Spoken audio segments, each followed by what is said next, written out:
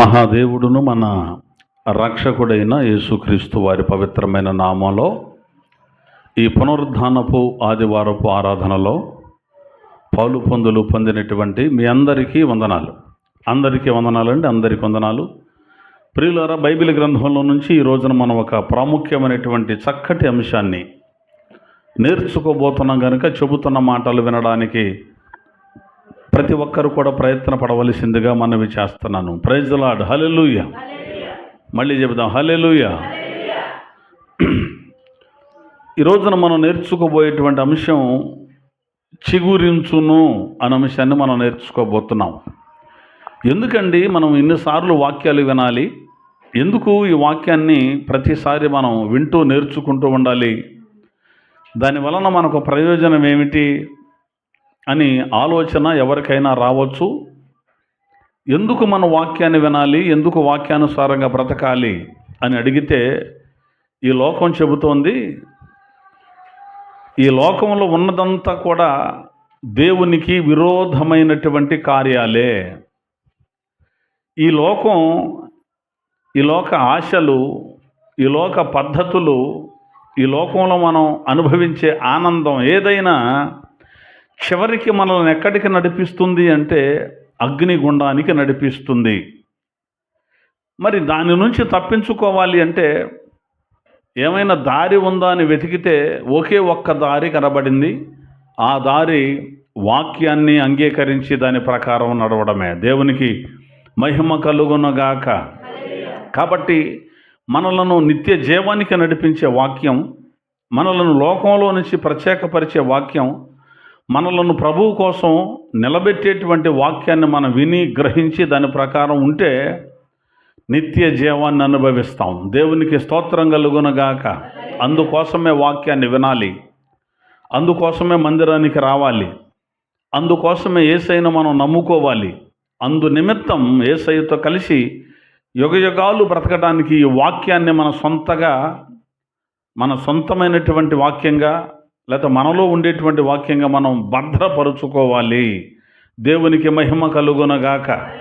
కాబట్టి చెబుతున్నటువంటి మాటలు శ్రద్ధ కలిగి వినడానికి మనం ప్రయత్నం చేద్దాం. ఏదో నామకార్థుల వలె విని అవతలకు పోయి మర్చిపోయే వారిగా ఉండకుండా, ఎందుకు ఈ మాటలు మనకు వినబడ్డాయి, దీని ద్వారా మనం ఏం నేర్చుకోవాలని ఒక గ్రహింపు కలిగి ఆ విన్న వాక్య ప్రకారం ప్రవర్తిస్తే ఖచ్చితంగా ఫలితాన్ని పొందుతాం. దేవునికి స్తోత్రం. చూద్దాం, బైబిల్ గ్రంథంలో వ్రాయబడిన ఒక మాట చదువుకొని ఇక మనం విషయంలోనికి వెళ్ళిపోదాం.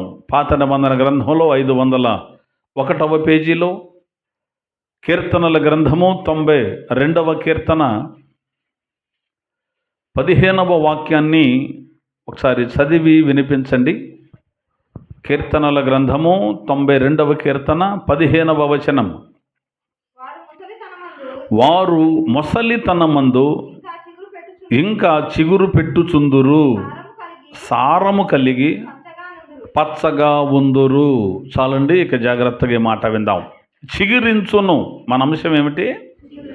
చిగురించును.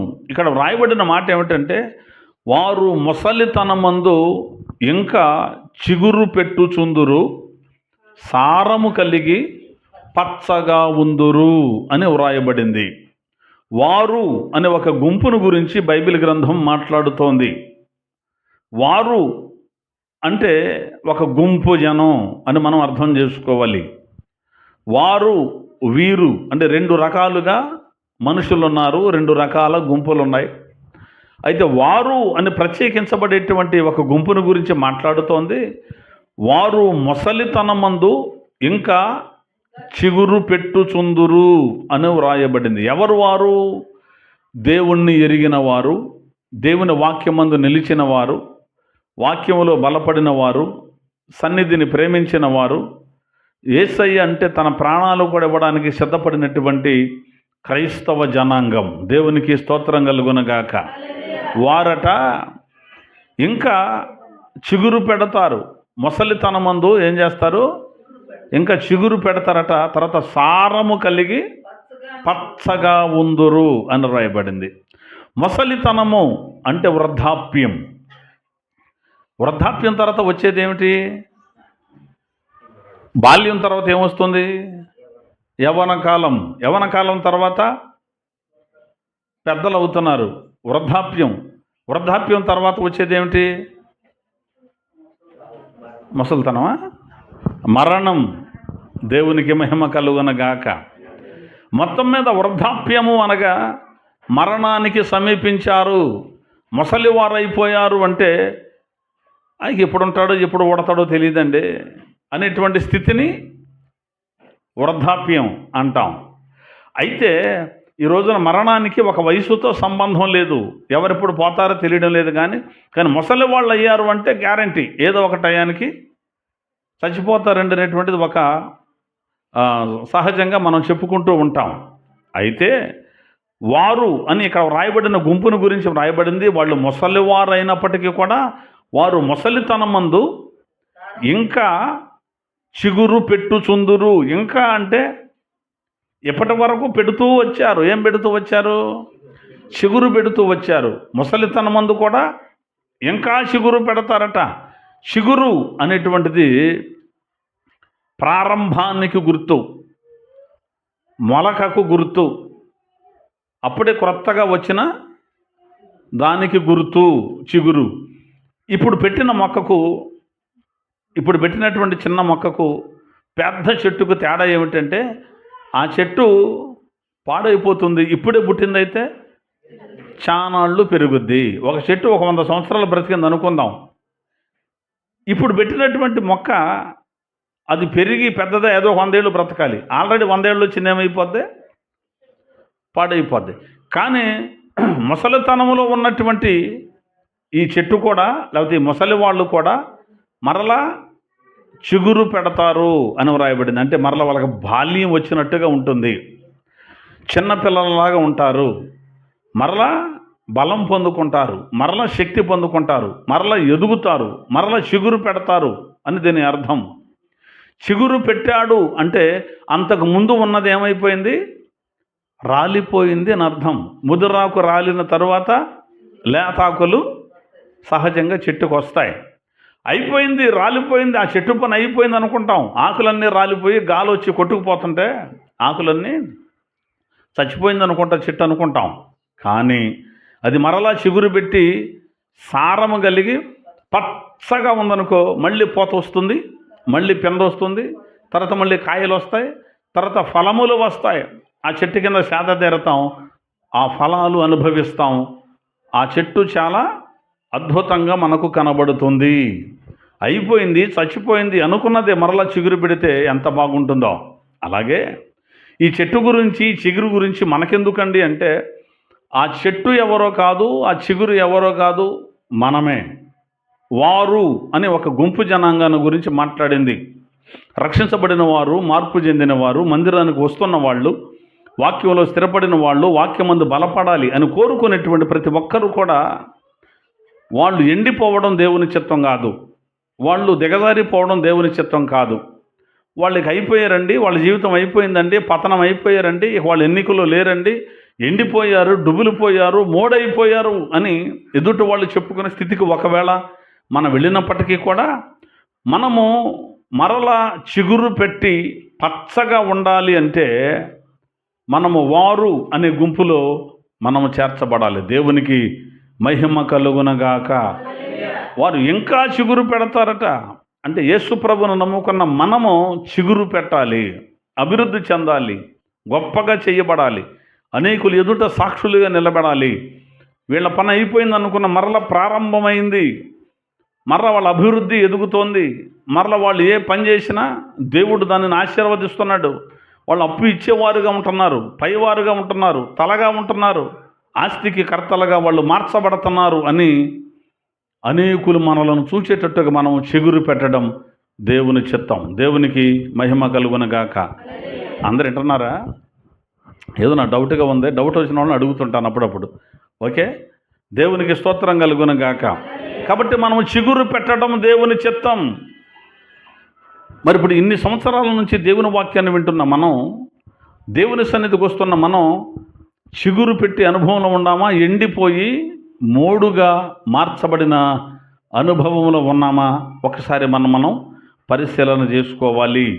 ఇక్కడ ఏమంటాడంటే తర్వాత వారు సారము కలిగి పచ్చగా ఉందురు అన్నాడు. సారము అంటే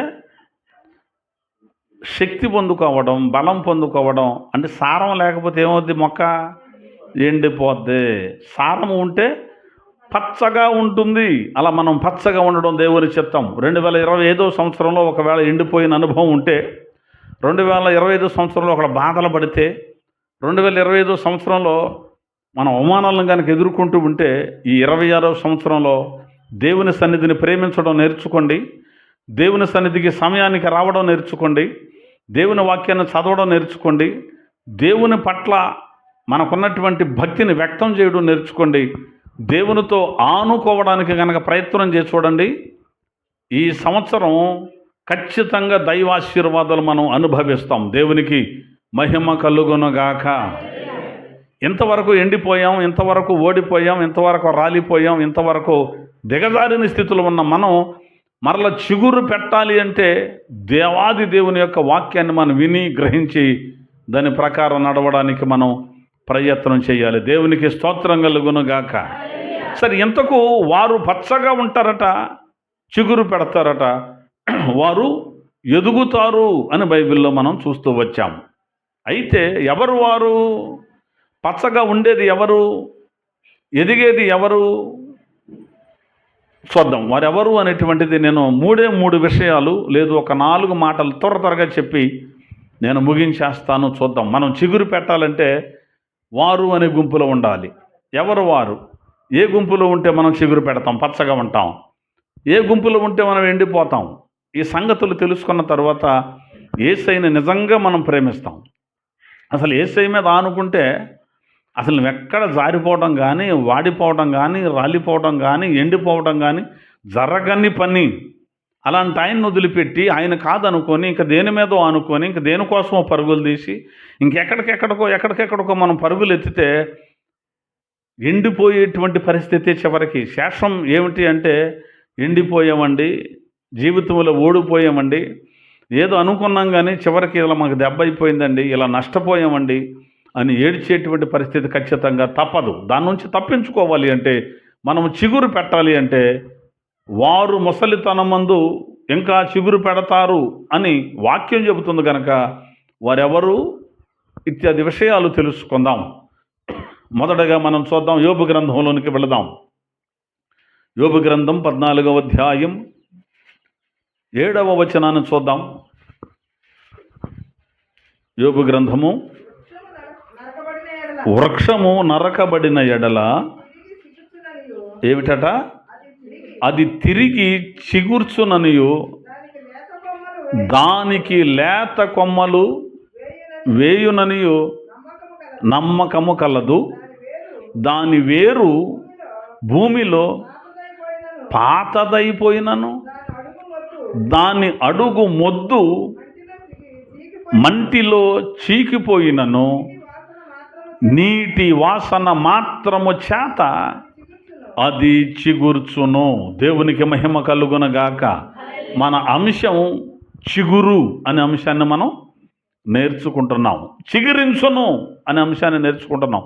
చిగురించింది అంటే అంతకు పూర్వం దాని అనుభవం ఏమిటి? చిగురు లేదు, ఎండిపోయింది, మొద్దు అని అర్థం. ఇక్కడ వ్రాయబడిన మాట, చెట్టు నరకబడిన తరువాతట దాని మొద్దు ఎండిపోతుంది. చెట్టు నరికిన తర్వాత ఏమవుద్ది? దాని మొద్దు ఎండిపోతుంది. ఆ ఎండిపోయినటువంటి మొద్దు మరలా చిగిర్చాలి అంటే అక్కడ ఒక మాట రాయబడింది. అదట భూమిలో పాతదైపోయినను చీకిపోయినను అన్నాడు. నరకబడిన తర్వాత, చెట్టు నరకబడిన తర్వాత దాని మొద్దట ఎండిపోయి పాతదైపోయి చీకిపోతుంది. చీకిపోవటం అంటే డుబులిపోయింది అంటారు, విన్నారుగా? డుబులిపోయింది అన్నారా? ఎప్పుడన్నా విన్నారా? ఇప్పుడు తాటి చెట్టు నరికిన తర్వాత మనం గొడ్డలో ఒకటి పట్టుకొని వెళ్ళేవాళ్ళం పొలాలు. కానీ ఎప్పుడో నరికినటువంటి తాటి మొదల నిలబడి ఉంటుంది. దాన్ని గొడ్డలు తిరగేసి ఒక దెబ్బ కొడితే ఏమవుద్ది? ఊడిపోతుంటుంది. ఇట్ట పట్టుకుని ఊపితే, ఎండిపోయిన చెట్టు కూడా నరికేసిన మొద్దును కూడా ఊపితే అది దానిలో వేరు ఎంత లోతుగానే ఉండదు. ఎండిపోయింది, డుబులిపోయిందని ఇట్ట ఊపామని ఏమవుద్ది? ఉత్తినే ఊడొచ్చేస్తుంది. ఎందుకంటే చీకిపోయింది. అంటే అదనమాట. ఒకవేళ నరకబడిన చెట్టు ఎండిపోయినా, ముద్దయిపోయినా, అది చీకిపోయినా, అది చిగురు పెట్టాలంటే అక్కడ రాశాడు, అది నీటి వాసన మాత్రము చేత అది చిగుర్చును, దాని వేరు పాతదైపోయినను అన్నాడు. చెట్టు వేరు పాతదైపోయినా ఎక్కడో నీళ్ళు ఉన్నాయి భూమిలో ఒక మూలన ఒక చోట, ఆ నీటి వాసన గనక ఆ వేరుకు తగిలితే ఈ వేరు ఓపిక తెచ్చుకొని అలా పాకుతూ పాకుతూ పాకుతూ భూమిలో మనకు కనపడద్దు, అది కనపడదు, పాకుతూ పాకుతూ పాకుతూ ఆ నీటి వాసన ఎక్కడుందో అక్కడికి వెళ్ళిపోద్దట. ఈ వేరు అక్కడికి వెళ్ళి ఆ చెమ్మ లాక్కుంటుంది, ఆ నీటిని లాక్కొని సారం తెచ్చుకుంటుంది, బలం తెచ్చుకుంటుంది, అక్కడ నుంచి ఆ ముద్దకు అందిస్తుంది. ఆ ముద్ద ఏమవుద్దంటే చిగురు పెట్టడం ప్రారంభించబడుద్ది. దేవునికి మహిమ కలుగునగాక. ఎండిపోయింది, పాతదైపోయింది, చీకిపోయింది, ఇక పొయ్యిలోకే అనుకున్నాం, కానీ అది మరలా చిగురు పెడుతోంది. కారణం ఏమిటి? లోపల వేరు పాతదైనప్పటికీ కూడా అది నీటి వాసన చేత చిగురుస్తోంది. నీళ్ళు ఎక్కడున్నాయో అక్కడికి వెళ్ళి ఆ నీటిని అది తెచ్చుకుంటుంది, సమృద్ధిగా ఆ నీటిని పీల్చుకొని అది చిగురుస్తోంది.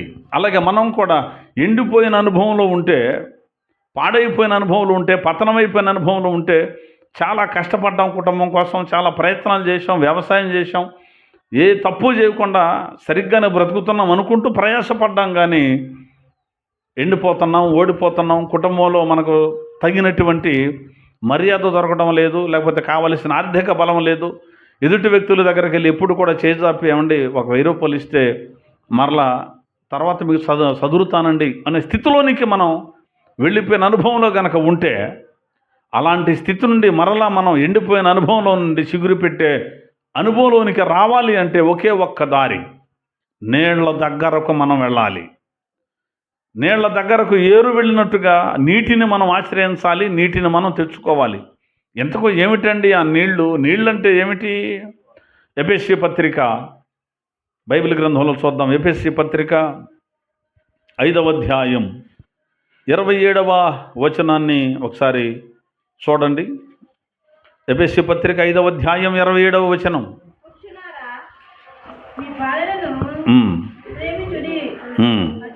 అటువల్లే క్రీస్తు కూడా సంఘమును ప్రేమించి అది కళంకమైనను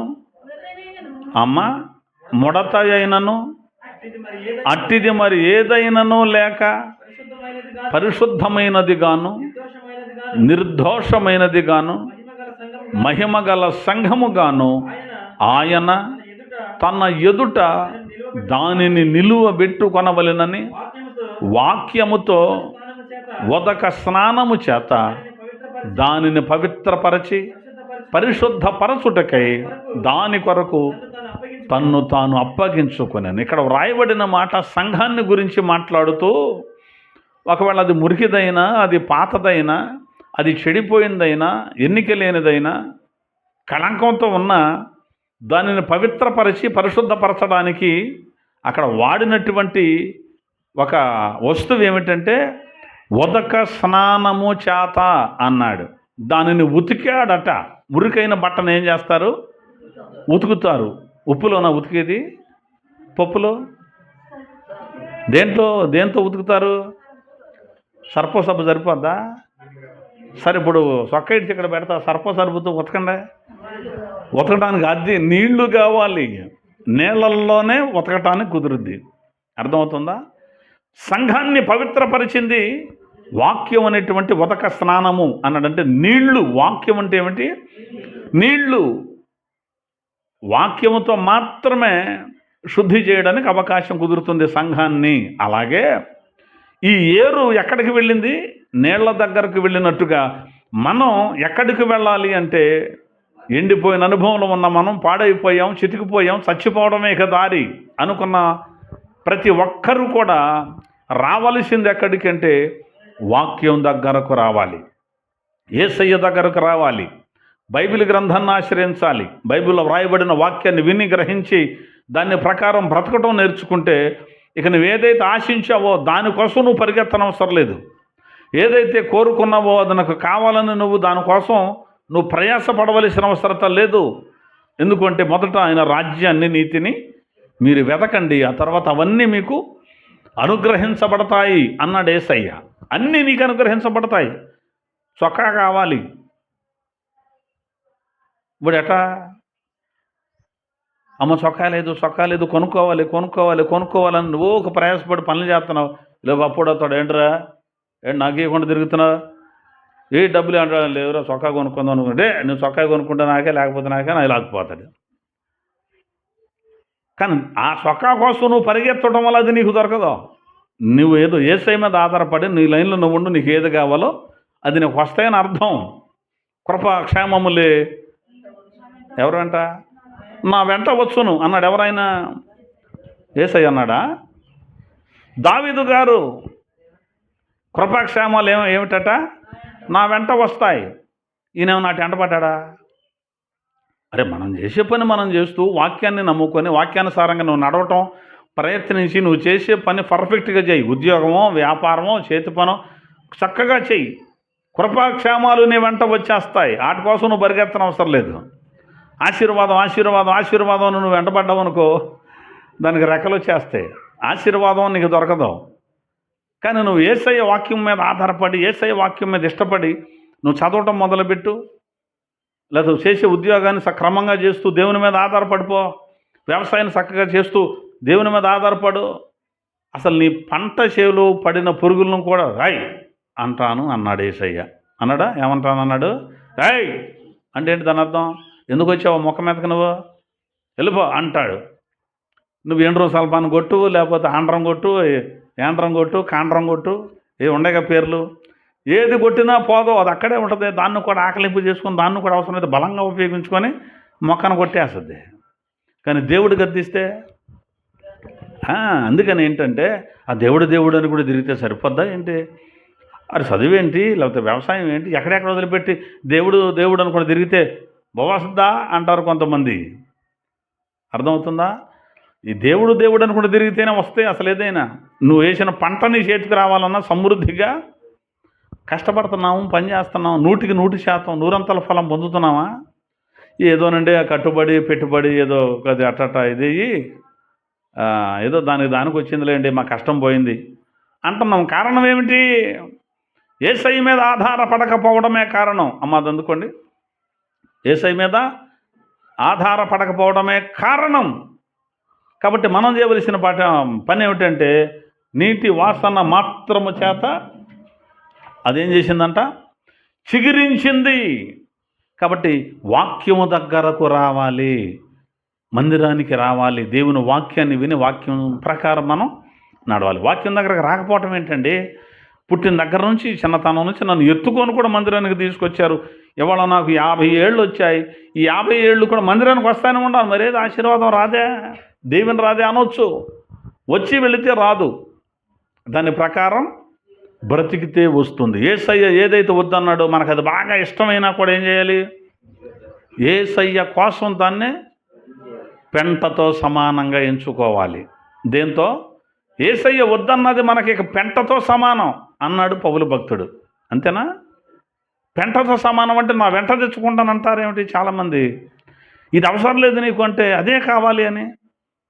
యేసయ్యకి విరోధమైనటువంటి కార్యాలు మనం చేస్తే ఎండిపోతాం. అర్థమవుతుందా? ఈ లోకస్తులు నడిచినట్టుగా మనం నడవకుండా వాక్యానుసారంగా నడవడమే మనం చిగిరించడానికి మూలం. అది ఆ సమయం వచ్చినప్పుడు, ఆ సందర్భం వచ్చినప్పుడు నలుగురితో కలిసిపోయి వాళ్ళతో ఉండి మళ్ళీ తర్వాత ఆదివారం రావాలి కాబట్టి వచ్చి వాక్యం వినడం వల్ల ఉపయోగం ఉండదు. లేదండి అందరం వెళతాం, ఫ్యామిలీ ఆదివారం వెళతా ఉంటాం. రైటే, మరి వాక్యం చెప్పినట్టు మనం వింటున్నావా? లేదులేండి, ఏదో ఒకసారి సంవత్సరానికి ఒకసారి కోడిపందాలు. ఎప్పుడు? సంవత్సరానికి ఒకసారి అంటే కోడిపందాలు. ఇప్పుడు ఏదో తుఫాన్ అంటున్నారు, అది వచ్చింది. అప్పుడు అది ఎక్కడ వచ్చి పడుతుందని మనేది పట్టింది కొంతమందికి, పందిగాళ్ళకి. అంటే పెద్ద పందిగాళ్ళకి మనేది పట్టింది. అంటే పెద్ద పందిగాళ్ళు, చిన్న పందిగాళ్ళు అని 2 రకాలు ఉంటారు. ఇటు వేసేవాళ్ళేమో చిన్న పందిగాళ్ళు, అటు వెళ్ళి స్టేడియం కట్టేసేవాళ్ళేమో పెద్ద పందిగాళ్ళు. వాళ్ళకి ఇప్పుడు ఏం పట్టింది? మనేది వాళ్ళు లోకస్తులు. వాళ్ళు వెళ్తారు, సరదా ఉంటుంది, వాళ్ళకి సంతోషం, ఆనందానికి అవధులు లేవు. అసలు యేసయ్యలోకి వచ్చి ఆనందాన్ని అనిపిస్తున్నావు నువ్వు. ఆ ఆనందం కోసం నువ్వు పరిగెత్తుతున్నావేంటి? అమ్మ వెళ్ళొచ్చా? యేసయ్య వాక్యం వినుకుంటే వెళ్ళొచ్చా?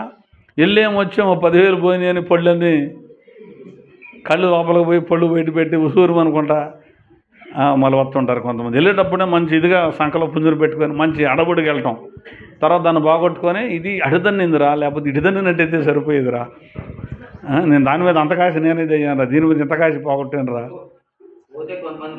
అసలు మామూలు కూడా కాదు, వస్తే మళ్ళీ ఏదిరా పుంజు అంటారని ఎవడో ఒకటి బండికి వెనకాల సాటుకు కూర్చొని ఇంటికి వస్తారు. అంటే ఎందుకని అంటే అది వాళ్ళకి సరదా, మనకెందుకు ఆ సరదా? రిలీజ్ అయిందంటారా సంక్రాంతి అనగానే కొన్ని సినిమాలు రిలీజ్ అవుతాయిగా, వెళ్దాం అనుకోవటం, వెళ్ళిపోవటం, టికెట్ల కోసం నానా దెబ్బలాడుకున్నటువంటిది ఇదివరకు. మరి ఇప్పుడు టికెట్లు ఇంటికాడ ఉండి సంపాదిస్తున్నారంట, మరి ఆన్లైన్ ఏంటో తెలియదు. మొత్తం మీద అప్పుడైతే ఏం లేదు, కొత్త చొక్కా వేసుకొని లైన్లో నిలబడి ఎట్టా కూడా దొరబడి వెళ్ళాడా, వచ్చేసరికి పేలికలు వెళ్ళాడు. అయినా కానీ నేను సాధించాను అంటే వాళ్ళకి ఎట్టుండదంటే కాదు, వాళ్ళు కూడా కొంతమంది తెలివి గలవాళ్ళు, నువ్వు తప్ప ఎవడోలా కాదురా ఇది అన్నప్పటికీ ఎట్టుండదు, వాళ్ళకి హుషారది. నేను తెచ్చా పోతే పోయింది ఒక చొక్కా అనుకొని వాళ్ళకి అది సరదా, ఆనందం. మందిరానికి వచ్చి వాక్యాన్ని విన్నా కూడా అదే సరదా ఇంకా మనలో ఉంటే ఎట్లా, ఇంకా అదే ఆలోచనలు మనతో ఉంటే ఎట్లా? ఆడు రమ్మన్నాడండి, అందుకే వెళ్ళే ఒక్కసారి ఎక్కడి నుంచి వెళ్ళొద్దాను, ఎక్కడి నుంచి నేను వెళ్ళను అనుకోండి, ఎక్కడి నుంచి ఉంటావో లేదో తెలియదు, అంతేనా? వచ్చే సంవత్సరం నుంచి నేను వెళ్ళను, ఈ ఒక్క సంవత్సరం వెళ్తాను పందాలు కన్నా, వచ్చే సంవత్సరాలు ఉంటావా? రేపు దాకా ఎందుకు, కాసేపటికే చెప్పలేము, అంతేనా? ఏ సమయం ఎలాంటిదో తెలియదు. కాబట్టి మనం చిగురించడం దేవుని చిత్తం. ఉన్న 4 రోజులైన యేసయ్య కోసం బ్రతికాడరా, యథార్థంగా బ్రతికాడరా, చిగురు పెట్టాడరా అనుకోవాలి, అంతే తప్ప కాసేపు అక్కడ కాసేపు ఇక్కడ ఉన్నాడరా అనిపించుకోకూడదు. కాసేపు వాక్యం, కాసేపేమో లోకం, కాసేపేమో ప్రార్థన, కాసేపేమో ప్యాకట, ఇవన్నీ అది కలిసి ఉంటే ఉపయోగమే ఉంది. బాగా పాడతాడరా పాటలు అంటే యేసయ్య పాటలు పాడి మళ్ళీ అక్కడికి వెళ్ళి సినిమా పాటలు కూడా పాడుతున్నాం అనుకో, ఏంటి ప్రయోజనం? ఎలా చిగురుస్తావు? కాబట్టి యేసయ్య వాక్యమందు నిలబడాలి. యేసుప్రభు అన్నాడు యోహాను సువార్త 15లో, మీరు నా యందు నిలిస్తే మీరు ఫలిస్తారు అన్నాడు. తీగె ద్రాక్షవల్లిలో నిలిస్తేనే కానీ అది ఫలింపదు. ద్రాక్షవల్లిలో నిలవకుండా తనంతట తానుగా ఫలింపదు. ద్రాక్ష చెట్టుకి ఒక తీగ వచ్చింది, అది చక్కగా కాపు కాయాలి అంటే ఆ తీగ దేంట్లో నిలిచి ఉండాలన్నాడు? ద్రాక్షవల్లిలో. అటు కత్తిరేసాడు అనుకో, ఆ తీగలో నుంచి, లేకపోతే ఆ ద్రాక్షవల్లిలో నుంచి వచ్చిన తీగను అటు కత్తిరేసాడు అనుకో, అదేమవుద్ది? వేరైపోయింది, అంతే కదా. దానిలో లేదు, దానికి సంబంధం లేదు. కానీ ఆ ద్రాక్ష పందిరి మీదే ఉంది, ఆ ద్రాక్ష చెట్టు దగ్గరే ఉంది, ఆ పందిరి మీదే ఉంది. కానీ అది ఎండిపోయిన అనుభవంతో ఉంటుంది. పనోళ్ళు వస్తారట, ఆ ఎండిపోయిన తీగలన్నింటిని పోగు చేసి ఒక కట్టకట్ట అక్కడ పెట్టి అగ్గిపొల్ల గీసి దాని మీద వేసేస్తారు. అలాగే చాలామంది పందిరి మీద ఉన్నట్టుగానే ఉన్నారు, ద్రాక్షవల్లనే పిలువబడుతున్నారు. ఏంటి నీ పేరంటే ద్రాక్షవల్లి. ఏమల్లి? ద్రాక్షవల్లే పేరు. కానీ అంటు కట్టబడి ఉన్నావా, ఎండిపోయావా అనేటువంటి దానిని ఒకసారి ఎవరికి వారు పరిశీలన చేసుకోవాలి. దేవునికి ఒకసారి స్తోత్రం చెల్లిద్దాం. హల్లెలూయా. కాబట్టి ద్రాక్ష వల్లిలో తీగ ఉన్నప్పుడు మాత్రమే అది ఏం చేస్తుంది? ఫలిస్తుంది. అలాగే మనం కూడా వాక్యముతో అంటు కట్టబడినప్పుడు మాత్రమే, రండి ఎదురుకు వచ్చేయండి. ద్రాక్షవల్లిలో మనం అంటు కట్టబడినప్పుడు మాత్రమే మనము ఫలిస్తాము, చిగురుస్తాము. ఈ విషయాన్ని మనం జ్ఞాపకం చేసుకోవాలి. కాబట్టి మనం నేర్చుకోవలసిన మొట్టమొదటి పాయింట్ ఏమిటి? మనం ఎండిపోయిన అనుభవంలో ఉన్న ఎండిన మొద్దు చిగురించాలంటే ఎలా చిగురించింది? అది దాని వేరు ఎక్కడికి వెళ్ళింది? నీటి వాసన దానికి వచ్చినట్టుగా వాక్యపు వాసనతో మనం ఏం చేయాలంటే బలపడాలి. ఎప్పటి వరకు వాక్యం తెలియక బ్రతికాం, ఎప్పటి వరకు వాక్యంలో లేక బ్రతికాం, ఎప్పటి వరకు వాక్యానికి దూరంగా ఉండి బ్రతికాం. కానీ ఈ రోజు నుంచి వాక్యములు ఉండడానికి మనం ఇష్టపడాలి, సిద్ధపడాలి. లోకం ఎటన్నా పోనే, మనం మాత్రం ఖచ్చితంగా వాక్యం కోసం బ్రతకటానికి ప్రయత్నం చేయండి. నేను ఉండదలుచుకుంటే ఉంటానండి, నేను అనుకుంటే కంతే సంగతులు అంటారు కొంతమంది. ఉడిదే అనుకున్నానంటే అంతే అంటారు, కానీ అది సాధ్యపడేది కాదు. పోరాటం చేయాలి. వాక్యం కోసం నేను నిలబడతానని ఈ రోజు నుంచి ప్రయత్నం చేసి చూడు. లోకస్తులు నేను పిలుస్తారు, అటురా ఇటురా అంటారు, అయినా కానీ వెళ్లకుండా యేసయ్య వాక్యం మీద ఆధారపడటానికి ప్రయత్నం చేసి నిలబడి చూడు. అసలు నీ ఆశీర్వాదాన్ని ఎవడు ఆపలేడు. యేసుప్రభు అన్నాడు, నేను తలుపు మూసాను అనుకో ఎవరు తీయలేరు, నేను గనక తీశాను తలుపు అనుకో ఎవడు కూడా వెయ్యలేడు. ఆయన మీద ఆధారపడితే, ఆయనలో నడవగలిగితే నీ ఆశీర్వాదాన్ని, నువ్వు పెట్టేటువంటి చిగురుని ఏ వ్యక్తి కూడా ఆపలేడు. దేవునికి మహిమ కలుగునగాక. ఏమనండి, వాళ్ళు ఏమనుకుంటారో ప్రార్థనకి వెళ్తే, వీళ్ళు ఏమనుకుంటారో ప్రార్థనకి వెళ్తే. అందుకే ఆగుతున్నానండి, ఎందుకంటే ఊరితో పని కదా.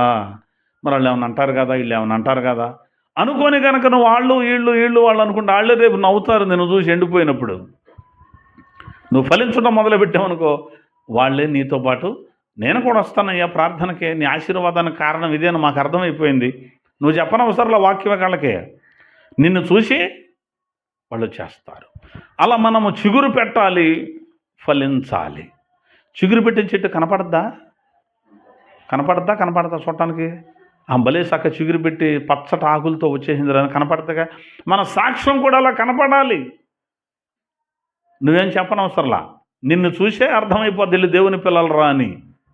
కాబట్టి మనం మొట్టమొదటిగా నేర్చుకోవలసింది ఏంటంటే, చిగురు పెట్టాలి అంటే వాక్యమందు మనం నిలబడాలి. ఇది మనకు మొదటి మాట. మరొక మాట చూపిస్తాను. సామెతల గ్రంథం 12వ అధ్యాయం 12వ వచనం. భక్తిహీనులు చెడ్డవారికి దొరుకు దోపుడు సొమ్మును అపేక్షించుదురు. నీతిమంతుల వేరు చిగురుచును అని రాయబడింది. మనం చిగురించాలి అంటే ఒకటి వాక్యములో ఉండాలి అని నేర్చుకున్నాం, అప్పుడు మనం చిగురుస్తాం. చెట్టు గనక నీళ్ళ దగ్గర ఉన్నట్టు మనం వాక్యములో ఉంటే చిగురుస్తాం. రెండవది, నీతిమంతులమైతే మనము చిగురుస్తాం.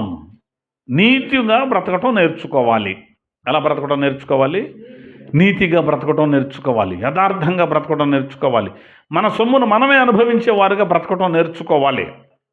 ఎదుటివారు సొమ్మును అక్రమంగా మనం తీసుకొని బ్రతకకూడదు, అది నీతి కాదు. 128వ కీర్తనలు అంటాడు, నిశ్చయముగా నీ చేతుల కష్టార్జితాన్ని నువ్వు అనుభవిస్తావు అన్నాడు. అంటే మనం కష్టపడిన సొమ్మును మనమే అనుభవిస్తాం. అది అనవసరంగా పోదాం. కానీ అనవసరంగా పోతుంది అంటే దాని అర్థం ఏమిటంటే, మనం యెహోవా యందు భయభక్తులు కలిగి లేం, మనం నీతిమంతులంగా లేవు. కాబట్టి మన సంపాదన అనవసరంగా పోద్ది. కొన్నిసార్లు ఏదో దాద్దాంలే, ఏదో చేద్దాంలే అనుకుంటాం, కానీ ఏమవుద్దంటే హాస్పిటల్కి వెళ్ళి వచ్చేసరికి 10,000 అయిపోతాయి అనుకుందాం. లేకపోతే మన మధ్య గొడవపడి వాళ్ళు కేసు పెట్టారుగా, వాయిదాకి వెళ్ళి వచ్చేపటికి మళ్ళీ కొన్ని అయిపోతాయి. ఆడికి వెళ్ళంగానే లాయర్ గారు చేజాపుతాడు, కానిస్టేబుల్ చేజాపుతాడు, మళ్ళీ మనం వెళ్ళాలి రావాలి. దేవునికి స్తోత్రం చెప్తాను నిద్రపోయేవాళ్ళు. హల్లెలూయా, చప్పట్లు కాదు, స్తోత్రం, ప్రైజ్ ద లార్డ్. ఇక నా వైపు చూద్దాం. అంటే మొత్తం మీద అంటే టైం ఇప్పుడు 9:30 అయింది కదా, నిద్ర వస్తుంది. ఉదయం 9:30 కూడా రాదా? కనీసం ఉదయం 9:30 కూడా నిద్ర రాకపోతే ఇంకెట్ట మనకి? అందుకని ఒకసారి స్తోత్రం చెబితే నిద్రపోద్ది. Praise the lord. కాబట్టి మన సొమ్ము మనమే అనుభవించాలి. నీతిమంతులమైతే గనక అలా ఉంటుంది. లేకపోతే ఎక్కడ సొమ్ము అక్కడ పోతుంది అనమాట. దేనికో దానికి ప్యాకెట్కి వెళ్ళి పోగొడతారు, లేకపోతే ఫుల్గా తాగి జేబులో డబ్బులు పోగొడతారు. తాగటానికి ఖర్చు పెట్టినే కాదు, జేబులో కూడా ఎక్కడ జారిపోయినాయో గుర్తురాదు. బాగా ఆలోచించుకుంటారు, ఇంట్లోనే పెట్టానని ఆవిడ మీద దెబ్బలాడతారు, కానీ అయినా ఉపయోగం ఉండదు. కాబట్టి మనం నీతిగా ఉండాలి.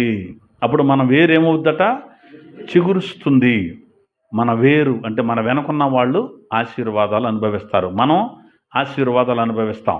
కాబట్టి నీతిగా బ్రతకటానికి మనము ప్రయత్నం చేయాలి. హబక్కూకు గ్రంథంలో అంటాడు, మనం గనక నీతిని తప్పితే, మనం గనక నీతిని విడిచిపెడితే, వాక్యాన్ని విడిచిపెట్టి బ్రతికితే, అక్రమ సంపాదన గనక సంపాదిస్తే, ఆ అక్రమంగా మన ఇంటికి వచ్చినటువంటి ఆ సంపాదన సొమ్ము కూడా దేవుడి దగ్గరికి వెళ్ళి చెప్పుద్దట, సాక్ష్యం చెప్పుద్దంట. ఏమని? మన ఇంటికి వేసుకున్న దోలాలు ఉన్నాయా, ఆ దోలాలు కూడా చెప్పుతాయి అని అక్కడ ఉంది. మన ఇంట్లో గోడలకు పెట్టిన రాళ్ళు ఉన్నాయా, ఆ రాయి కూడా వచ్చి సాక్ష్యం చెప్పుద్ది, అయ్యా నన్ను దొంగతనంగా ఎత్తుకొచ్చాడయ్యా ఈడు, అసలు నేను ఈడు సొమ్ము కాదయ్యా, అక్రమంగా సంపాదించుకున్నాడయ్యా, అక్రమంగా ఆయన మోసం చేసి ఈయన మోసం చేసి తెచ్చిన సొమ్ముతో నన్ను కొనుక్కొచ్చి ఇది గోడలో పెట్టుకున్నాడు నన్ను అని రాయి చెప్పుద్ది. అటు ఎక్కడ తప్పించుకుంటాడు మనిషి? అయ్యా ఈ దూలం ఎక్కడదనుకుంటున్నారు, పలానోడిని మోసం చేసి సంపాదించిన ఆ సంపాదనతో నన్ను కొనుక్కొచ్చి ఇక్కడ పెట్టాడు అని దూలం కూడా సాక్ష్యం చెప్పుద్ది. కాబట్టి నీతిగా మనం ఉండాలి, నీతిగా మనం అప్పుడు చిగురుస్తాం. లేదు ఆడిని పడదోసి ఈయన పడదోసి మనం సంపాదించుకొస్తే అది కూడా రేపు దేవుని దగ్గరికి వెళ్ళి చెప్పుద్ది, వీడు అక్రమంగా నన్ను సంపాదించుకున్నాడు అని. కూలివాడు పనిచేస్తే ఆ కూలి ఎగ్గొట్టామనుకో, ఆ కూలి ఎక్కడికి వెళ్ళి సైన్యములకు అధిపతి యెహోవా చెవులలో మొరబెడదెళ్ళి, అయ్యా నేను వాడికి జేబులో ఉండా, నేను వీడిని కాదు, ఈడు సొమ్ముని కాదు, నేను అది ఫలానా వాడు సొమ్ముని, ఆడు కష్టపడ్డాడు ఈ కొండ వీడు దాచుకున్నాడని ఈ డబ్బులు ఏం చేస్తాయంట. అందుకని చాలా జాగ్రత్తగా నీతిగా ఉండాలి మనం. ఎదుటివారు సొమ్ము విషయంలో మరీ జాగ్రత్తగా ఉండాలి. ఫోన్లే ఈ కొంతేగా ఇది జేబులు వేసుకుందాం లేదు ఉంచుకుందాంలే అనుకోవద్దు. ఒకళ్ళు ఆలస్యమైనా పర్వాలేదు, ఎవరికైనా నువ్వు ఇవ్వవలసినవి ఉంటే ఆలస్యమైనా పర్వాలేదు, కానీ పూర్తిగా ఎగ్గొట్టేద్దామనే ఆలోచనతో మాత్రం ఉండకూడదు. నీతిగా మర్చిపోయి ఉంటారులే, చాలా రోజులు అయిందిగా, వారం రోజులు దాటిపోయింది, 10 రోజులు దాటిపోయింది, ఇక అడగట్లేదంటే మర్చిపోయి ఉంటాడులే అనుకోవద్దు. ఒకవేళ వాళ్ళు మర్చిపోయినా వాళ్ళ సొమ్ము వాళ్ళను మనం అప్పగించాలి. కాబట్టి మన సంపాదన మన కళ్ళ ముందు కనబడుతూ ఉండాలి, మనం ఏది తెచ్చుకున్నా సరే. ఇప్పుడు ఉదాహరణకి ఏదో ఒకటి వస్తువు చూసాం, ఇది ఎక్కడిది అంటే మనం కష్టపడి సంపాదించుకున్నది అన్నట్టు కనపడాలి, అంతే తప్ప శరీరాన్ని అమ్ముకొని తెచ్చిపెట్టానండి అనకూడదు. నువ్వు తినే తిండి, నువ్వు తినే మాంసం, నువ్వు కట్టుకునే బట్ట, నువ్వు తొడుక్కునే చెప్పులు, నువ్వు ఉండే ఇల్లు, ఆ ఇంటికి వేసిన రంగులు, నీ బిల్డింగు కష్టపడి సంపాదించావా నీతిగా, లేదు అక్రమముగా ప్రవర్తించి సంపాదించావా, అది కూడా లెక్కలోకి వస్తుంది. ఇప్పుడు పెద్ద బిల్డింగ్ కట్టి దానికి ఉయ్యాల కట్టి ఊగుతున్నానండి, బయట వర్షం పడుతుంటే వేరుశనకాయలు లేపుకొని తినుకుంటా, నాకేంటండి నువ్వు అంటున్నావేమో, కానీ పతనాన్ని త్వరలోనే చూస్తారు. పతనం త్వరలోనే ప్రారంభమవుద్ది, అనుమానమే లేదు.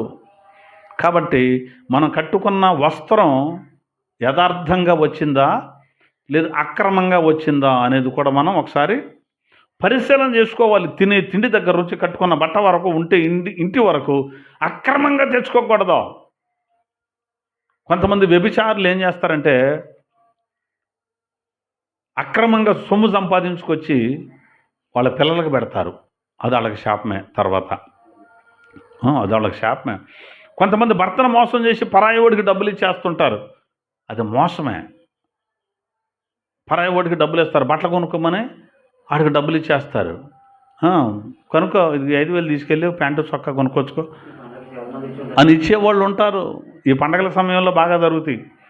అదేమంటారు బాబు, కొంతమంది ఏమో ఆడవాళ్ళు ఎదుటి వాళ్ళ దగ్గర లాగేస్తుంటారు, కానీ కొంతమంది మగవాళ్ళు తెలివిగా ఏం చేస్తారనుకున్నారు, వాళ్ళ దగ్గర డబ్బులు లాగేస్తారు. ఇదంతా క్రమమా? అక్రమము. క్రైస్తవులు అనే వాళ్ళు ఇలా ఉండకూడదని చెబుతున్నాను నేను. మనం నీతిమంతులమైతే మన వేరు చిగురుస్తుంది.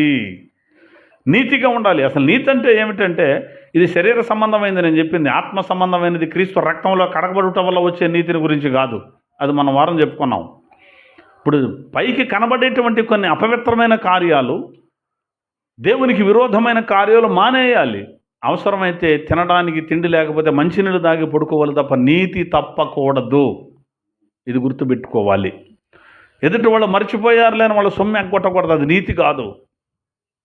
ఉన్నారండి కొంతమంది, అడిగితే పోట్లాడే వాళ్ళు కూడా లేరా అంటే ఇంతమందిలో నన్ను నువ్వు అడిగేమంటే ఎట తీసుకుంటావో తీసుకో చూద్దాం నీ సంగతి ఏంటో అనేవాళ్ళు కూడా ఉన్నారు. వాళ్ళకి కొంతమంది బలం ఉన్నారు, ఇక కదిపే వాళ్ళు కూడా ఉండరు. కాబట్టి మనం ఏం చేయాలంటే మనము నీతిమంతులముగా ఉండడానికి నీతిగా బ్రతకడానికి మనం ప్రయత్నం చేయాలి. అదే 92వ కీర్తన 12వ వచనంలో ఒక మాట అంటాడు. 92వ కీర్తన 12వ వచనంలో, నీతిమంతులు ఖర్జూర వృక్షము వలె మొవ్వు వేయుదురు. ఇక్కడ వ్రాయబడిన మాట నీతిమంతులట ఖర్జూర వృక్షము వలె మొవ్వు వేయుదురు. మొవ్వు అంటే చిగురే, అంతే కదా. అంటే చెట్టు కొమ్మలకు వచ్చిన దానికి చిగురులు వచ్చి కొమ్మలు వెళ్తాయి. మొవ్వు అంటే ఏంటంటే కొమ్మలు లేని చెట్టు. తాళ వృక్షము అంటే తాటి చెట్టు, ఈత చెట్టు, కొబ్బరి చెట్టు, ఆ కోవకు చెందిన చెట్లు కొమ్మలుండ వాటికి తిన్నగా ఎదుగుతాయి పైకి, అంతేనా. అవి ఏం చేస్తాయి? మొవ్వు వేస్తాయి, అంటే చిగురు పెట్టడం అంటే అది. ఎవరట? నీతి మంతులు అని వ్రాయబడింది. ఆ చెట్టు వల్ల తిన్నగా ఉండాలి తప్ప వంకర టింకరగా మనం ఉండకూడదు. నీతిమంతుడు ఎలా ఉంటాడు? తిన్నగా ఉంటాడు. ఖర్జూరపు వృక్షం వలె తిన్నగా ఉండాలి, మొవ్వు వేయాలి. వంకర టెంకరగా వెళ్ళేది ఏంటిది? పామే, అంతే తప్ప మరొకటి కాదు. కాబట్టి మనం నీతిమంతులుగా ఉండి ఖర్జూర వృక్షం వల్లే మొవ్వు వేయాలి. మొవ్వు అంటే చిగురు అని అర్థం. కాబట్టి మరి మనం నీతిమంతులుగానే ఉన్నామా? ఒకవేళ లేమనుకోండి, ఒక పని చేద్దాం. అయ్యా, ఈ సంవత్సరంలో ఇది 2వ ఆదివారమే, ఇక నుంచి నేను నీతిగానే బ్రతుకుతాను. ఇక నుంచి నాకు తెలిసినంత వరకు నీతిగా బ్రతుకుతాను. వాక్యాన్ని చదువుతాను, వాక్యాన్ని వింటాను, వాక్య ప్రకారం బ్రతుకుతాను, వాక్యానికి లోబడతాను. అక్రమంగా వచ్చేటువంటి వచ్చుబడి ఎంతైనా ఉండనిగాక నేను దాన్ని ద్వేషిస్తాను. యేసయ్య నీ కోసం బ్రతుకుతానని ఒక తీర్మానం చేసుకొని మనం నీతిగా బ్రతికేటప్పుడు మనం మొవ్వు వేస్తాము, చిగురు పెడతాము అని వ్రాయబడింది. కీర్తన గ్రంథం 34వ కీర్తన 19వ వచనం చూడండి. నీతిమంతునికి కలుగు ఆపదలు అనేకములు, వాటి అన్నిటిలో నుండి యెహోవా వానిని విడిపించును. చాలు. నీతిమంతుడిగా బ్రతికితే ఏమొస్తుంది? ఆపదలు వస్తే రావా? అదే నీతిగా బతుకుతున్నాను కానీ బోళ్ళు ఆపదలు వస్తున్నాయండి. అసలు యేసయ్య వాక్యం మందిరం రాకుండా ఉన్నప్పుడే బాగుంది మా పరిస్థితి. యేసయ్యలోకి వచ్చిన తర్వాత ఆపదలు వచ్చాయి. నీతిమంతునికి కలుగు ఆపదలు కొన్నే అన్నాడా? అనేకములంటే ఒకటి కాదు, 2 కాదు, బోరుడన్ని వస్తాయి. అంటే నీతిమంతునికి ఆపదలు రావా? యేసయ్య దగ్గరకు రండి మీకు ఆపదలు రావు అంటారు. అబద్ధమే అది అబద్ధం. అది నిజం అనుకోవడానికి ఆస్కారం లేదు. యేసయ్యని నమ్మితే బాధలు పోతాయి, యేసయ్యని నమ్మితే ఇబ్బందులు పోతాయి అన్నప్పుడు నిజమే అనుకొని వస్తున్నారు, పోవట్లేదు, మానేస్తున్నారు. కానీ నీతిమంతుడిగా నువ్వు ఉండి యేసయ్య దగ్గరకు వచ్చి నీతిమంతుడిగా ఉంటే అనేకమైనటువంటి ఆపదలు నీకు వస్తాయి. కానీ ఆయన ఏం చేస్తాడు? వాటన్నిటిలో నుండి, కొన్నిటిలో నుండా, అది పాయింట్, వాటన్నిటిలో నుండి యెహోవా వానిని విడిపిస్తాడు. అంటే ఆపదలు రావడం మాత్రం సహజం, వస్తాయి. కానీ ఆ నీతిమంతుల యొక్క ఆపదల్లో నుంచి యెహోవా ఏం చేస్తాడు? వానిని విడిపిస్తాడు. నీతిమంతుడు కానోడు కూడా ఆపద వస్తుంది, యెహోవా వాడిని విడిపిస్తాడా? విడిపించడు. నీతిమంతుడు కాని వాడిని విడిపించడు. ఆ బాధల్లోనే ఉంటాడు ఎప్పుడు చూసినా. కానీ బాధ వచ్చిన దాని నుంచి విడిపించేవాడు నాకు ఒకడున్నాడు అని నీతిమంతుడికి ధైర్యం ఉంటుంది. నీతిమంతుల సింహము వలె ధైర్యంగా ఉంటారు, అంతేనా. నీతిమంతుల సింహం వలె ధైర్యంగా ఉంటారు, గర్జించడం కాదు, ధైర్యముగా ఉందురు అని బైబిల్లో వ్రాయబడింది. కాబట్టి నీతిగా బ్రతకాలంటే ఎంత ధైర్యంగా ఉంటావో తెలుసా? అక్రమంగా సంపాదించే ఇప్పుడు పైవాడు వస్తున్నాడంట, లెక్కలు కడుతున్నాడంట, ఆడు ఈడు వస్తున్నాడంట, ఈడు దడుచుకు వస్తాడు. కానీ నీతిగా బ్రతికేవాడు అసలు భయపడతాడా? తప్పు చేయనివాడు భయపడతాడా? పోలీసు వాళ్ళు వచ్చినా, లాయర్లు వచ్చినా, యాక్టర్లు వచ్చినా, డాక్టర్లు వచ్చినా ఇంటకి నుంచొని ఉంటాడు. ఎందుకంటే అసలు భయం లేదు, అక్కడ తప్పు చేస్తే కదా భయం. కాబట్టి నీతిమంతులుగా మనం ఉంటే యెహోవా దేవుడు మనలను ప్రతి బాధలో నుంచి కూడా, బాధలన్నిటిలో నుంచి కూడా ఆయన విడిపిస్తాడు. దేవునికి స్తోత్రం కలుగునుగాక. కాబట్టి నీతిగా బ్రతకటమే దేవుని చిత్తం, యథార్థంగా బ్రతకటమే దేవుని చిత్తం.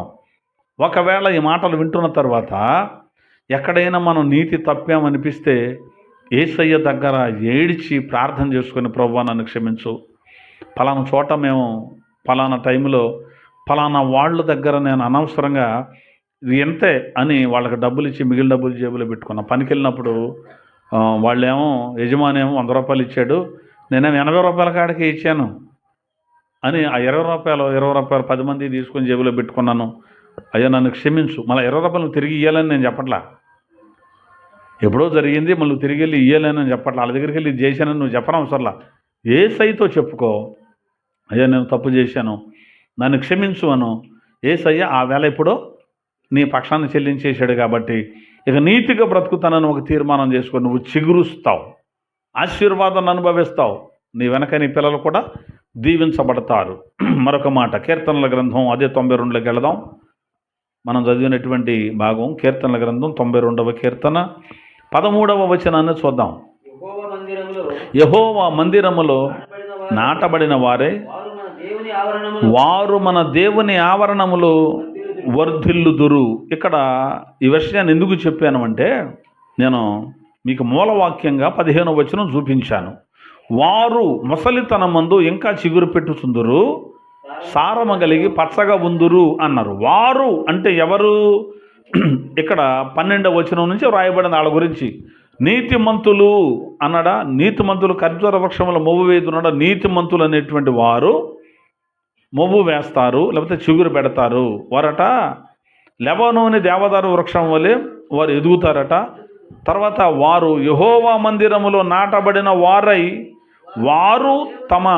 వారు మన దేవుని ఆవరణములలో వర్ధిల్లుదురు అన్నాడు. వారు అంటే ఎవరు అంటే యెహోవా మందిరములో నాటబడిన వారు, వాళ్ళే చిగురుస్తారు. యెహోవా మందిరములో నాటబడిన వారు ఏమవుతారు? చిగురు పెడతారు. నాటబడడం అంటే ఒక మొక్కను తీసుకొచ్చి ఒక చోట నాట్యం అంటాం కదా, దానిని నాటబడడం అంటారు. అలా మనం ఎక్కడ నాటబడాలి? యెహోవా మందిరములో నాటబడాలి. అప్పుడు మనం వర్ధిల్లుతాము అని బైబిల్లో వ్రాయబడింది, చిగురు పెడతాం అని బైబిల్లో వ్రాయబడింది. ఒకవేళ ఇక్కడ నాట్యం పర్వాలేదు, ఏరు పూసుకొని క్రొత్తగా మెల్లగా ఎదుగుతుందో, ఇక్కడొద్దు అదిగో అక్కడ పెడదామని మళ్ళీ పీకి ఇంకో చోట నాట్యం, 4 రోజులు ఉన్నాక ఇక్కడ కూడా వద్దు అని అక్కడ నుంచి పీకి ఇంకో చోట పాత్యం, మళ్ళీ అక్కడ తర్వాత ఇక్కడ బాగాలేదండి అది అక్కడ పెడదాం అని అక్కడ ఒక వారం అక్కడ ఒక వారం ఉంటే బాగా వృద్ధిల్లద్దు కదా, చిగురు పెట్టుద్దా? తీసి అవతల పారేయటమే, ఎండిపోద్ది అది. అలాగే మనం ఏంటంటే స్థిరం ఉండాలి అని దాని అర్థం. ఆ స్థిరత్వం ఎక్కడ ఉండాలి? ఎక్కడ నాటబడాలి? యెహోవా మందిరములో, అంటే దేవుని మందిరములో నాటబడాలి. అంటే మందిరం అంటే మనకు అంత ఇష్టం ఉండాలి. దావీదు భక్తుడు అన్నాడు, యెహోవా మందిరంలో నివసించటం నాకు ఇష్టం, యెహోవా మందిరంలోనే నేను నివాసం కోరుతున్నాను అన్నాడు. యెహోవా మందిరమునకు వెళ్ళుదామని జనులు నాతో అనినప్పుడు నేను సంతోషించి తిని అన్నాడు. ఆయనకి దేవుడన్నా దేవుని మందిరం అన్నా మహా ఇష్టం. ఆ రోడ్ల మీద కూర్చొనే బదులు మందిరంలో కూర్చుందామని ఆయనకి ఇష్టం. భక్తిహీనులతో గడిపే కంటే దేవుని ఆవరణలో గడపటం నాకు ఇష్టం అన్నాడు ఆయన. దేవుని మందిరానికి వెళుదామని జనులు నాతో అన్నప్పుడు నేను చాలా సంతోషించాను అన్నాడు ఆయన. లేదులే ఈసారి చూద్దాంలే, లేకపోతే పండగ వస్తానులే అనలేదు. మనం కూడా మందిరం అనగానే ఎలా ఉండాలి? ఇష్టపడాలి. లేకపోతే ఏంటి పాస్టర్ గారు రాలేదని అడుగుతాడేమోనని, ఏమ్మా ఏంటి రాత్రి రాలేదు ఆరాధనకే అంటాడు. కాబట్టి ఏం చెబుదామని ముందే ఏదో ఊహించుకొని కొద్దిగా నీరసంగా ఉందని చెప్పి నీరసంగా ఉందిలే, నీరసంగా ఉందని అందుకే రాలేదు, లేకపోతే ఆలస్యమైందిగా ఇప్పుడు ఈ పూట ఏమంటారు అనుకొని అడుగుతాడు. కాబట్టి ముందే ప్రిపేర్ చేసుకొని ఉంటాం మనం కదా. సరేలే అడిగి అబద్ధం అడిగటం ఎందుకని అయ్యగారు అడగటం కూడా మానేస్తాడు కొన్నిసార్లు. అయ్యా మందిరానికి రావట్లేదు ఏంటంటే ఏదో ఒక అబద్ధం ఊహించుకొని చెప్తున్నాడుగా, మరి అది కూడా పాపమే కదా. అందుకని అడిగిన దగ్గర నుంచి మళ్ళీ ఇదొక తగలాటం అనుకొని, ఎందుకు నువ్వు రాలేదమ్మా అన్నామనుకో నేను మళ్ళీ ఏదో చెబుతుంటారు. కానీ అలా కాకుండా మందిరానికి రావడానికి మనం ఏం చేయాలి? ఇష్టపడాలి, అక్కడ స్థిరపడిపోవాలి. మందిరం అంటే ప్రాణం, మందిరం అంటే చాలా నాకు ఆసక్తి అనేటట్టుగా ఉండాలి. పోతే కాసేపు నిద్రపో, వచ్చి కూర్చొని వాక్యం చెప్పడం అయ్యే కానీ కాసేపు కూర్చొని నిద్రపో, తప్పే ఉంది, అంతేనా? కాబట్టి దేవుని మందిరానికి రావడానికి మనం ఇష్టపడాలి.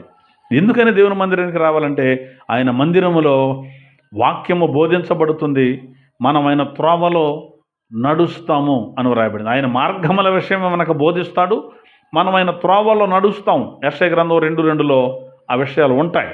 కాబట్టి దేవుని మందిరానికి ఎందుకు రావాలంటే ఆయన దారిలో నడవాలంటే మందిరానికే రావాలి. బయట ఉండి నేను నడుస్తానండి అంటే నడవలేవు. ఆయన మార్గాల విషయం మనకు బోధిస్తాడట. ఆయన త్రోవలో మనం నడుస్తాము అని రాయబడింది. మందిరానికి ఎందుకు రావాలంటే యాకోబు అంటాడు, ఇది దేవుని మందిరమే కానీ మరొకటి కాదు అని పరలోకపు గవిని ఇదే అన్నాడు. మందిరాన్ని పరలోకపు గవిని అంటే గుమ్మం. పరలోకానికి వెళ్ళడానికి ఒక గుమ్మం ఉందట. ఆ గుమ్మం ఏది? మందిరమే. ఆ మందిరములో ఆ పరలోకానికి వెళ్ళే బోధించబడుద్ది. కాబట్టి మందిరానికి రావాలి. లేదులేండి నేను ఇంకా అప్పుడప్పుడు బీడీ తాగుతున్నాను, అందుకే నేను అది మానేసాక వస్తానులేండి అన్నాం అనుకో, అది మానేసేది ఉండదు, వచ్చేది ఉండదు. బీడీ తాగుతున్నా పర్వాలా, మందిరానికి రావాలి. లేదు అబద్ధాలు ఆడుతున్నానంటే నువ్వే కావాలి. లేదంటే కొంచెం అలవాటు ఉంది కదా, ఆదివారం పూట సెలవు కదా, కొంచెం కొద్దిగా పుచ్చుకుంటున్నానండి నువ్వే కావాలి. పుచ్చుకున్నా కానీ పుచ్చుకున్నాడే కావాలి. అబద్ధాలు ఆడేవాడు, వ్యభిచారం చేసేవాడు, దొంగతనం చేసేవాడు, బూతులు మాట్లాడేవాడు, మందు తాగేవాడు, బీడీ తాగేవాడు, వీళ్ళే కావాలి. వీళ్ళే రావాలి మందిరానికి. ఎందుకు అంటే వచ్చి వింటూ ఉండగా చిచ్చి రోత, ఇది నాకు వద్దా అప్పుడు అనిపిస్తుంది. బయట ఉండి మందిరానికి రాకుండా ఇది మానుకున్నాక వెళ్దాం అంటే అది నిన్ను మాననీదు. అది నీకు యజమాని, నువ్వు దానికి బానిసవు, దాసుడవు. కాబట్టి అది నిన్ను వదిలిపెట్టదు. కాబట్టి వాటన్నిటి నుంచి విడిపించబడాలి అంటే దేవుని మందిరానికి మనం రావాలి అని బైబిల్ గ్రంథం మనతో మాట్లాడుతుంది. అక్కడ అన్నాడు, నీతిమంతులు ఖర్జూర వృక్షం వలె మొవ్వవేయుదురు, లెబానోను మీది దేవదారు వృక్షం వలె వారు ఎదుగుదురు అన్నాడు. వారట లెబానోను దేవదారు వృక్షము వలె ఎదుగుదురు అన్నాడు. దేవదారు వృక్షం అంటే, దేవదారు వృక్షం ఎట్లా ఉంటుందంటే అది తిన్నగానే ఎదుగుద్ది, కానీ కొమ్మలు వెళ్తే ఎక్కువేమీ వెళ్ళవు దూరం. ఇప్పుడు క్రిస్మస్ ట్రీ అన్నారు చూశారు, అట్లా ఉంటుంది, ఎదుగుద్ది. ఎంత ఎదుగుద్ది అంటే అది 120 అడుగుల ఎత్తు నుండి 130 అడుగుల ఎత్తు వరకు ఎదుగుతుంది. ఇంకా మరి కొన్ని 197 అడుగుల వరకు ఎదిగాయి. అంటే దాదాపు 200 అడుగుల ఎత్తు కూడా ఎదుగుతాయి అవి. వాటి మీద మంచు పడుద్ది. అవి ఎక్కడ పెరుగుతాయంటే మంచు ప్రాంతాల్లోనే, మంచు పర్వతాల మీద ఉంటాయి ఆ చెట్లు. మీరు ఫోన్లో కొట్టుకొని చూసినా అవి కనపడతాయి. మంచు పర్వతాల మీద తెల్లగా ఉంటుంది. లెబానోను అంటే అదొక పర్వతం. లెబానోన్ అనేటువంటిది పర్వతం. 3000 అడుగులు ఎత్తుంటుంది ఇది ఆ పర్వతం. కాబట్టి ఆ పర్వతం మీద ఇవన్నీ కూడా మొలుస్తాయి. మన హిమాలయాల్లో కూడా ఉంటాయి. హిమాలయ పర్వతాలు ఎక్కడ ఉన్నాయి మనకే? ఈ కాదు, మంచు పడే ప్రాంతంలో అవి ఎదుగుతాయి. 200 అడుగులు దాదాపు. అంటే 200 అన్నప్పటికీ 2 అంతస్తులు అనుకోవచ్చు, 200 అంతస్తులు అనుకోవచ్చు.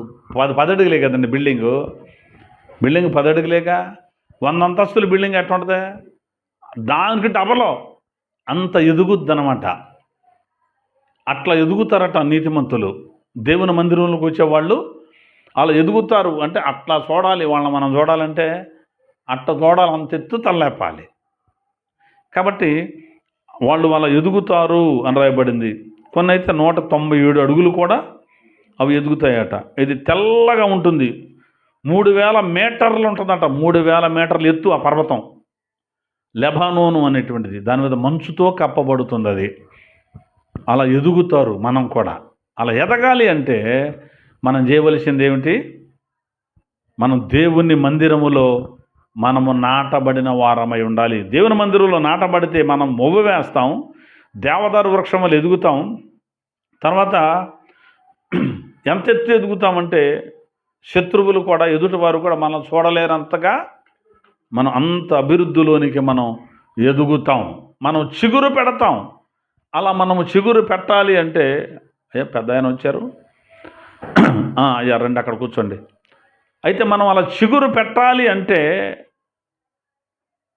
మనం చేయవలసిన పని, నాన్న ఎదరికొచ్చాయి నాన్న ఎదరికొచ్చాయి సరే రైట్.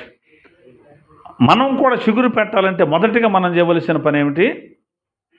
వాక్యమందు మనం నిలబడాలి. వేరు నీళ్ళ దగ్గరికి వెళ్ళినట్టుగా మన వాక్యమందు ఉంటే స్థిరపడతాం. రెండవది, మన నీతిమంతులమైతే మనం చిగురిస్తాం. మూడవది, ఆయన మందిరములో నాటబడితే చిగురిస్తాం. ఇప్పటికి రెండో ఆదివారం. ఈ రెండో ఆదివారాల్లో ఒక్క ఆదివారం కూడా రాకుండా ఉన్నారు కొంతమంది మన విశ్వాసులు. రెండు ఆదివారాల్లో కొంతమంది రాలేదు, ఒక్క ఆదివారం కూడా. మరి ఏదో దూర ప్రాంతంలో ఉండుంటారు. సరే, మొత్తం మీద లెక్క పెట్టుకోండి, ఒక 52 వారాలు ఉంటాయి. ఇంకొక 52 అయిపోయినాయి. ఈ 50 వారాల్లో ఏ వారమైనా నేను మిస్ అయిపోయానా?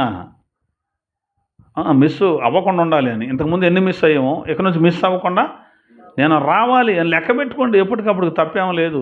పనిచేసిన డబ్బులే కాదు లెక్క పెట్టుకునేది. ఎన్ని ఆదివారాలు మానేశాను, ఎన్ని బుధవారాలు ఆరాధన మానేశాను, ఎన్ని శనివారాలు ఆరాధన మానేశాను అని క్యాలెండర్ పెట్టుకొని మానేసిన చోటల్లా రౌండ్ చుట్టుకో, వెళ్ళిన చోటల్లా రైట్ కొట్టు, సంవత్సరం ఆఖరిలో చూసుకో ఎన్నిటికి మనం మందిరానికి దూరం అయిపోయామో మనకు ఒక లెక్క వస్తుంది. దాన్ని బట్టి మన అభివృద్ధి ఎలా ఉంది, మన పరిస్థితి ఎలా ఉంది చూడండి. మందిరానికి వస్తేనేనా హృదయశుద్ధి లేకుండా? మందిరానికి వస్తే సరిపోద్దా? మందిరానికి వస్తేనే సరిపోద్ది, వస్తేనే హృదయశుద్ధి కూడా వస్తుంది. లేకపోతే ఒక పక్కన పీగుతుంటుందిగా మందిరం మానేసిన మనసు దోషారోపణ చేస్తుంటుంది. కాబట్టి మందిరంలోనికి రావడానికి ఇష్టపడదాం, మందిరంలో ఎదగడానికి ఇష్టపడదాం. చివరిగా ఇంకొక చిగురుని గురించి చెప్పి నేను ముగించేస్తాను, సమయం అయిపోయింది కనుక. మత్తయి సువార్త రాసుకునే వాళ్ళు ఉంటే కనుక 3 రిఫరెన్సులు చెప్తాను, రాయండి. మత్తయి సువార్త 24వ అధ్యాయం 33, మత్తయి సువార్త 24:33, మార్కు సువార్త 13:28, లూకా సువార్త 21:29 వచనాలు ఒకే విషయాన్ని చెబుతున్నాయి. ఏదన్నా ఒకటి చదవండి. ఏం చదువుతున్నారు? 24:33. ఆ ప్రకారమే మీరు ఈ సంగతులన్నీ జరుగుట చూసినప్పుడు, లేకపోతే అంతకుముందు వచ్చినానికి వెళ్ళండి కింద భాగంలో. అది అంజూరపు చెట్టును చూచి ఒక ఉపమానము నేర్చుకొనుడి. అంజూరపు కొమ్మ లేతదై చిగురించున్నప్పుడు వసంతకాలం ఇంకా సమీపముగా ఉన్నదని మీకు తెలియను. అది ఎన్నో వచనండి? 32 మీరు చదివింది అది 32వ వచనమే. అది చాలు. ఇక్కడ యేసు ప్రభుల వారు ఒక విషయాన్ని చెప్పాడు, అది మర్మంగా చెప్పాడు. నేను దాన్ని చెప్పి ముగించేస్తాను. యేసు ప్రభుల వారు తన రెండవ రాకడను గురించి ఒక సంగతిని చెబుతూ వచ్చాడు. ఎలా గుర్తుపట్టాలి యేసయ్య రెండవ రాకడా అంటే ఆయన చెప్పాడు, అంజూరపు చెట్టును చూసి ఒక ఉపమానం మీరు నేర్చుకోండి. అంజూరపు కొమ్మ లేతదై అది చిగురించినప్పుడు వసంతకాలం వచ్చిందని, సమీపంగా ఉందని మీకు తెలుసు అన్నాడు కదా. ఆ ప్రకారమే ఇవి జరుగునప్పుడు, ఈ సంగతులను జరిగినప్పుడు ఆయన సమీపంగా ఉన్నాడని తెలుసుకోండి అన్నాడు. ద్వారం దగ్గర అంటే గుమ్మం దగ్గరే నిలబడ్డాడని తెలుసుకోండి అన్నాడు. అంటే అంజూరపు కొమ్మ లేతదై చిగురించినప్పుడు ఏమొస్తుందట? వసంతకాలం వస్తుంది. అలాగే యేసుప్రభు కొన్ని సంగతులు చెప్పాడు, ఇవి జరగటం మీరు చూసినప్పుడు ఆయన సమీపంగా ద్వారం దగ్గర ఉన్నాడని తెలుసుకోండి అన్నాడు. ఆయన ఏమేమి సంగతులు చెప్పాడో ఆ మత్తయి సువార్తలో చాలా స్పష్టంగా యేసుప్రభుల వారు చెప్పాడు. అవి మనం చాలాసార్లు అది మనం నేర్చుకున్నాం. సరే, అయితే అంజూరపు చెట్టుతో పోల్చి చెబుతున్నాడు ఇక్కడ. అంజూరము అంటే అది ఇజ్రాయేలు దేశానికి గుర్తుగా ఉంది. ఆ ఇజ్రాయేలు దేశం చిగురు పట్టాలి. అది చిగురు పట్టినప్పుడు యేసయ్య రాకడ సమీపంగా ఉంది అని మనం గుర్తుపట్టవచ్చు.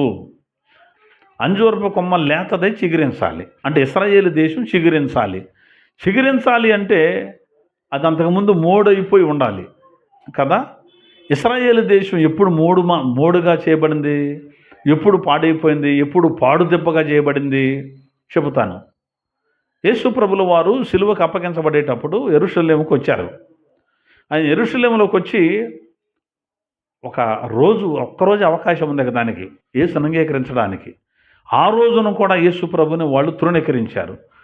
అందుకే ఆయన దాని విషయమే ఏడ్చాడు. ఈ నీ దినమందైనను నువ్వు పశ్చాత్తాపపడలేదు, నన్ను చేర్చుకోలేదు. కోడి తన పిల్లల్ని చేర్చుకున్నట్టు ఎన్నోసార్లు నేను చేర్చుకున్నాను కానీ మీరు రాలేదు. అని బాధపడుతూ నువ్వు పాడి దెబ్బ అయిపోతున్నావు, నీలో రాతి మీద రాయి ఒకటి కూడా లేకుండా పాడైపోతుంది అన్నాడు. దేవుడిచ్చిన అవకాశాన్ని వినియోగించుకోవాలా ఇశ్రాయేలీలు. కాబట్టి వారికి శాపం వచ్చింది. శాపం రావడానికి కారణం ఏమిటంటే యేసయ్యను సిలువకు అప్పగించి చంపడం. యేసుక్రీస్తు ప్రభుల వారు సిలువకు అప్పగించబడేటప్పుడు పిలాతు అనే ఒక ఆయన అన్నాడు, అయ్యా మరి బరబ్బా అనేటువంటి వాడిని యేసు అనేటువంటి వాడిని ఇద్దరు నా ముందు ఉన్నారు కనుక ఈ పండుగకు, ఏ పండుగది, పస్కా పండుగకు ఒకడిని విడుదల చేయటం మాకు ఆనవాయితీ, మరి యేసు అనేటువంటి వాడిని లేకపోతే బరబ్బా అనేటువంటి వాడిని ఎవరిని విడుదల చేయమంటారు అని అడిగాడు. వాళ్ళు అన్నారు బరబ్బాని విడుదల చేయండి, మాకు యేసు వద్దు అన్నాడు. లేదండి ఈ నీతిమంతుడిని మేము ఎందుకు, ఈయన ఏం తప్పు చేశాడు, ఈయన్ని మేము చంపడానికి మేము అంగీకరించమంటే కేకలేయటం మొదలుపెట్టారు. వీళ్ళు ఎప్పుడైతే కేకలేయటం మొదలుపెట్టారో వారి కేకలే గెలిచాయి అని బైబిల్లో రాస్తుంది. అప్పుడు యేసు ప్రభుని సిలువకు అప్పగించే ముందు పిలాతు ఏం చేశాడంటే నీళ్లు తీసుకొచ్చి చేతులు కడుక్కొని ఇతని రక్త అపరాధం నా మీద కానీ నా పిల్లల మీద కానీ ఉండకుండాను గాక అని చేతులు కడిగేసుకున్నాడు ఆయన. అప్పుడు ఇశ్రాయేలీలు ఏమన్నారంటే అతని ఆ రక్త అపరాధం ఏదో మా మీద మా పిల్లల మీద ఉండునుగాక అన్నారు. వాళ్ళు అలా అన్న తర్వాత యేసుని సిలువకి అప్పగించారు. యేసయ్య చనిపోయాడు, పాతి పెట్టబడ్డాడు, 3వ రోజున తిరిగి లేచాడు. తర్వాత క్రొత్త నిబంధన సంఘం ప్రారంభించబడింది.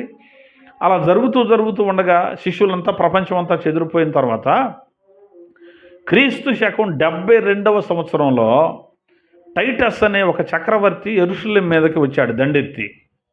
తీతు అంటాం తెలుగులో ఆయన్ని. ఆయన వచ్చి యెరూషలేం మీద దండెత్తి యెరూషలేముని పాడు దెబ్బగా చేసేసాడు. యెరూషలేము దేవాలయాన్ని కూడా మొత్తం పడగొట్టి రాళ్ళు కూడా మొత్తం రాయి మీద రాయి నిలవకుండా చేసేసాడు. బంగారం అంతా ఎత్తుకుపోయాడు. 11 లక్షల మందిని ఓసకోత కోసి చంపేసేశాడు. క్రీస్తు శకం 72వ సంవత్సరంలో తోమ మన భారతదేశానికి వచ్చిన 20 సంవత్సరాల తర్వాత ఆ దేవాలయం పడగొట్టబడింది. వాడు వచ్చి మొత్తం ఎత్తుకుపోయాడు. ఇశ్రాయేలీల్ని చెరపట్టుకుపోయారు. మిగిలిన ఇశ్రాయేలీలు ప్రపంచం అంతా చెదిరిపోయారు. వాళ్ళు వచ్చి ఇజ్రాయేల్ దేశాన్ని ఆక్రమించుకున్నారు. ఇజ్రాయేలు పాడు దెబ్బగా చేయబడింది. ఇజ్రాయేలు ఎండిపోయింది. ఆ ఎండిపోయినటువంటి ఇజ్రాయేలీలు మరలా చిగురించాలి. అక్కడ అంటాడు అంజూరపు చెట్టును చూసి ఒక మనం నేర్చుకోండి, అది చిగురించినప్పుడు వసంతకాలం వచ్చిందంటారు కదా అని యేసయ్య చెబుతున్నాడు. అంటే ఇజ్రాయేల్ దేశం మరలా చిగురు పట్టాలి. అప్పుడు క్రీస్తు సమీపంగా ఉన్నాడు, ద్వారం దగ్గర ఉన్నాడు అని మనకు అర్థమవుద్ది.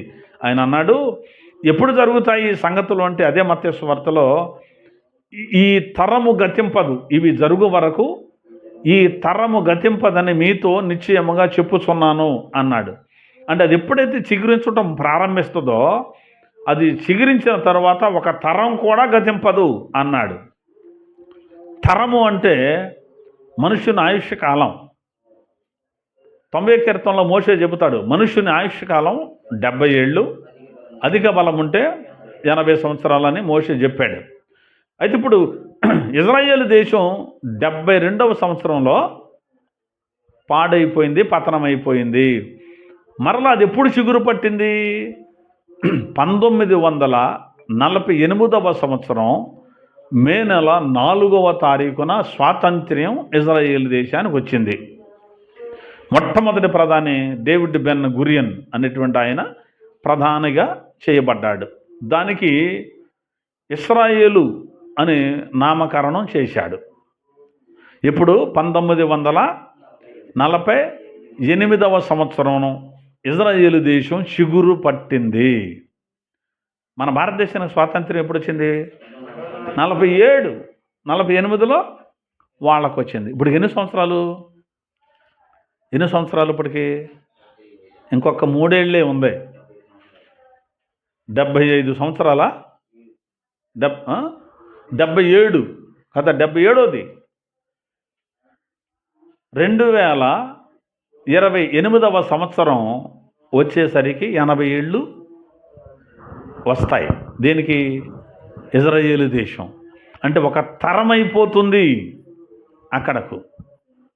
అర్థమవుతుందా? అంటే ఇంకొక 3 సంవత్సరాలకి ఒక తరం పూర్తవుతుంది. ఇది మోషే చెప్పిన లెక్క ప్రకారం అయితే 70 ఏళ్ళట మనిషి ఆయుష్కాలం, అధిక బలం ఉంటే 80 అన్నాడు ఆ లెక్క ప్రకారం.